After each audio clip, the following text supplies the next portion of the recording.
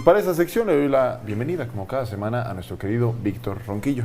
Vic, ¿cómo estás? Bien, pues aquí contento de compartir contigo, con el público que amablemente nos escucha un tema. Hoy sí venimos en plan serio, ¿no? Okay. Realmente.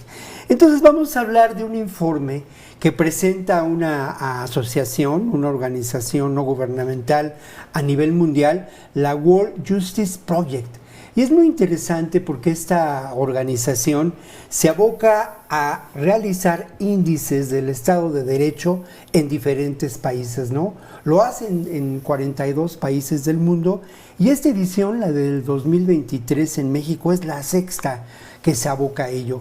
Y es importante mencionarlo ahora, ponerlo sobre la mesa, porque al final de cuentas estamos en la discusión de la pertinencia a la reforma del Poder Judicial, Braulio. Y tenemos que allegarnos de todos los insumos, de toda la documentación, de toda la información que nos permite entender qué es lo que pasa y por qué es muy importante esta reforma, sobre todo en términos del Estado de Derecho.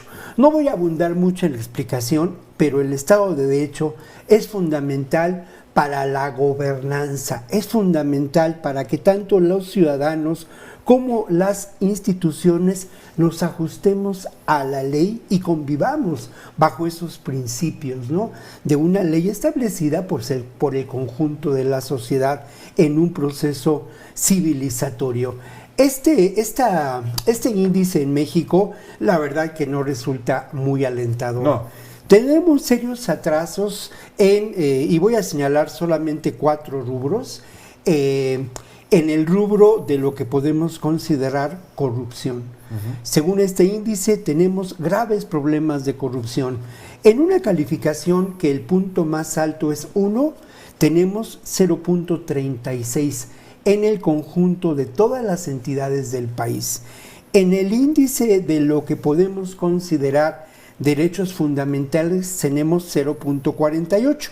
Y aquí voy a algo que es, digamos, determinante en este momento, en esta discusión, la justicia civil.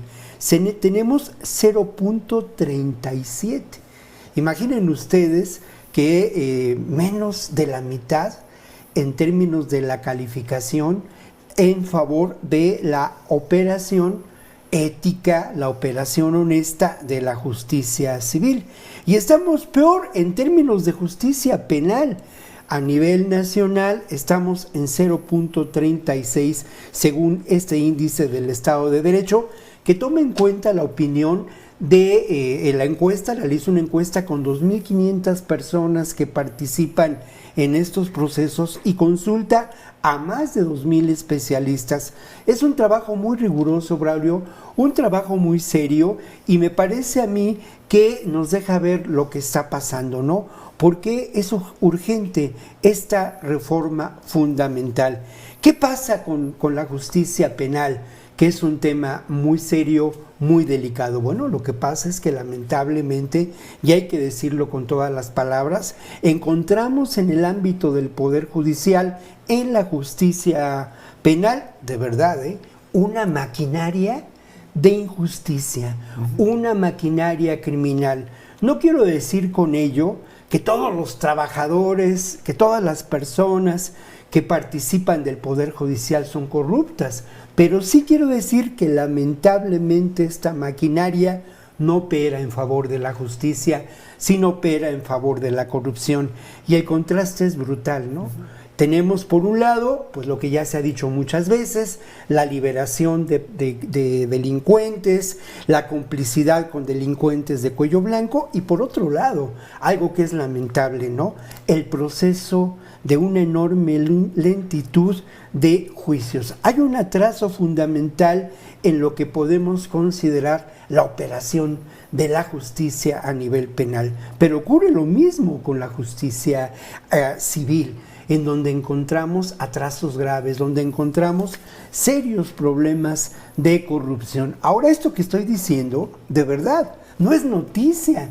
Lamentablemente y tristemente, lo sabemos todos los mexicanos. Y esto me parece que hace muy evidente y urgente esta reforma del Poder Judicial. Y hay algo más.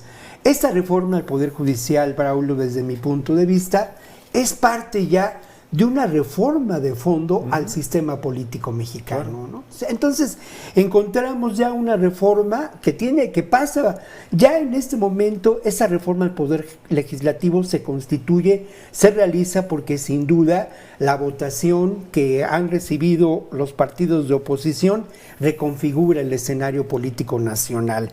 Pero por otro lado, también encontramos lo que será muy pronto una reforma al sistema electoral, una reforma al Instituto Nacional Electoral. Y vamos a encontrar, sin duda también, en el proceso del próximo gobierno, de la construcción de la democracia en la que estamos participando, pues reformas también al poder presidencial. En 3 años hay revocación del mandato. Sí. Y más allá del, pues hay que reconocerlo, del fuerte presidencialismo de Andrés Manuel López Obrador, sin duda también hay un intento de modificar, de transformar esta realidad del presidencialismo y lo que nos ocupa, esta realidad de transformación del Poder Judicial. Fíjate, Víctor, qué importante esto que mencionas, porque tú dijiste 4 ejes y de esos 4 hay 2 que me parece que están directamente relacionados. Uno es la ausencia de corrupción, porque la corrupción no se entiende sin la impunidad, y la otra, el acceso a la justicia. Y me parece que las 2 atraviesan al Poder Judicial, porque hoy en nuestro país 9 de cada 10 delitos quedan impunes. Y el Poder Judicial es de los 3 poderes que conforman los poderes de la Unión, el Ejecutivo, el Legislativo y el Judicial, el único que no tiene un órgano de rendición de cuentas, es el que menos transparencia tiene y también el que menos sanciones tiene para quienes incurren en faltas. Mi querido Vic, nos quedan 30 segunditos. 30 segunditos, hay que estar atentos a la discusión que se llevará a cabo en el Parlamento Abierto del proyecto de reforma judicial, sobre todo para informarnos de las distintas posiciones y pues documentar esta realidad que es evidente, pero de la que tenemos que seguir discutiendo. Y obviamente esto es una acción pues política, democrática, que va más allá del voto, ¿no? Así es. Y qué importante que la reforma judicial, que los representantes populares estén dispuestos a trabajar y a robustecer esa reforma en fin de que pues la justicia sea una realidad en nuestro país. Me quedo bien. Sí, Nos vemos por acá la próxima semana.